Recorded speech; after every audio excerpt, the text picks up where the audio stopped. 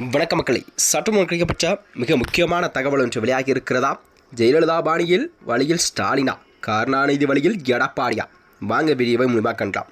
அதாவது தமிழகத்தில் வரக்கூடிய இந்த 2026 சட்டமன்ற தேர்தல் என்பது ஏப்ரல் 23ஆம் தேதி தமிழகத்தில் உள்ள அனைத்து தொகுதிகளும் கண்டிப்பாக ஒரே கட்டமாக தேர்தல் நடைபெறும் என்பதை தேர்தல் ஆணையமோ ஒரு அதிகாரப்பூர்வ அறிவிப்பை வெளியிட்டிருக்கிறது. இந்த நிலையில் தான் தமிழகத்திலே கண்டிப்பாக இம்முறை 4 முனை போட்டி நிலவக்கூடிய சூழல் தான் உருவாகி இருக்கிறது. அதாவது ஆளும் கட்சியான திமுக, ஆண்ட கட்சியான அதிமுக மற்றும் விஜயின் புதிதாக ஆரம்பித்துள்ள தமிழக வெற்றிக் கழகம் மற்றும் நாம் தமிழரின் சீமான் என தமிழகத்தில் இம்முறை கண்டிப்பாக 4 முனை போட்டி நிலவக்கூடிய சூழல் தான் உருவாகி இருக்கிறதா. இந்த தமிழக அரசியல் வரலாற்றிலே இந்த தேர்தல் என்பது அனைத்து கட்சிகளுக்கும் வாழ்வாசாவா என்ற மனநிலையில் தான் பார்க்கப்பட்டு வருகிறதா. இந்த 2026 சட்டமன்ற தேர்தல் கண்டிப்பாக மிக முக்கியமான தேர்தலாக தமிழகத்தில் பார்க்கப்படுகிறதா. அதாவது வணிக எரிவாயு சிலிண்டர்களுக்கெல்லாம் எத்தகைய தட்டுப்பாடு வந்தாலும் பரவாயில்லை, தேநீர் கடைகளுக்கு சென்று தங்களது கைகளால் தேநீர் தயாரித்தே தீர்வோம் என்ற உறுதியுடன் செயல்படும் பல வேட்பாளர்களை இந்த முறையும் களத்தில் காண முடிகிறதா. அதாவது வாக்குகளை ஈர்க்கிறதோ இல்லையோ, வாக்காளர்கள் கவனத்தையாவது நாம் கண்டிப்பாக ஈர்த்துவிட வேண்டும் என்பதில் தீவிர கவனம் செலுத்தும் வேட்பாளர்களின் ஒரு பக்கம், எப்படியாவது அவர்களை வெற்றி பெற செய்துவிட வேண்டுமென மாநிலம் முழுவதும் ஓய்வின்றி பிரச்சாரம் மேற்கொள்ளும் தலைவர்களின் மறுபக்கம் என தமிழகத்தில் இந்த தேர்தல் களமானது ஒரு உச்சக்கட்ட நிலையை சந்திக்கக்கூடிய நிகழ்வாகத்தான் இந்த சட்டமன்ற தேர்தல் பார்க்கப்படுகிறதா. அதாவது கடந்த காலங்களில் காமராஜ், அண்ணா உள்ளிட்ட தலைவர்கள் மக்களிடம் சென்று கலந்துரையாடி தங்களுடைய வாக்குகளை திரட்டினார்கள். குறிப்பாக சொல்லப்போனால் தெருமுனை பிரச்சாரங்களும் சாலை வழி பிரச்சாரமே அவர்களது ஒரு பிரதான தேர்தல் பயணமாக திட்டமாக இருந்து வந்தது.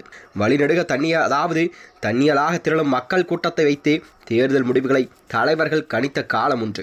ஆனால் இந்த சூழலெல்லாம் கடந்த 10 அல்லது 15 ஆண்டுகள் மாறியிருக்கிறது. கூட தலைவர்களே பிரச்சார உத்தியும் மாறியிருக்கிறது. மறைந்த முன்னாள் முதல்வர் கருணாநிதி மற்றும் திறந்த வாகனத்தின் மூலம் தனது பிரச்சாரத்தம் செய்வதை பெரிதும் விரும்புவார்.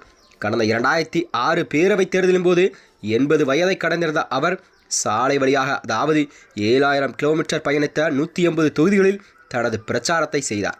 2011 தேர்தலிலே 5500 கிலோமீட்டர் தேர்வை பயணித்து 92 வயதிலும் தன்னுடைய காரணமாக உடல் இயக்கம் குறைந்த நிலையில் கடந்த 2016 வேன் மூலமாக சென்னை, மதுரை, திருவாரூரில் தனது பிரச்சாரத்தை செய்து கொண்டிருந்தார்.